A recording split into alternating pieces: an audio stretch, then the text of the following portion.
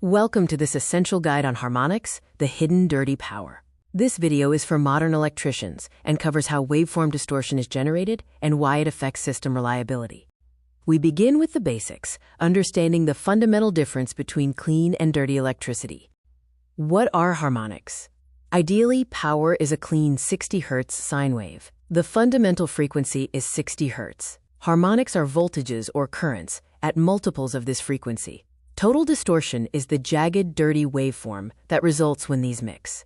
We need to distinguish between linear and nonlinear loads. Linear loads, like incandescent bulbs, follow the voltage exactly, creating no distortion.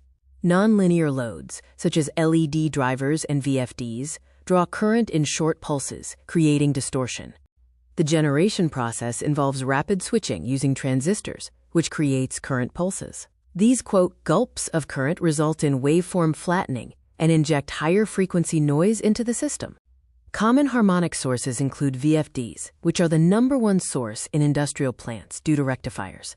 LED drivers and UPS systems also contribute to low-level harmonics and noise. This visualization shows the fundamental 60 Hz wave and the resulting distorted wave, highlighting the effect of total distortion on the power signal.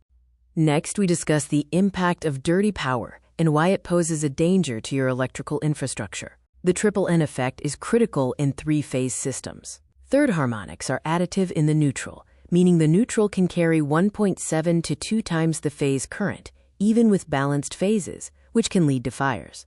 Heat is the silent killer. Harmonics cause eddy currents and the skin effect, forcing current to the outer surface of wires. This effectively reduces the wire gauge, causing wires to run hot, even below their capacity, and risking equipment failure like the burnt breaker shown.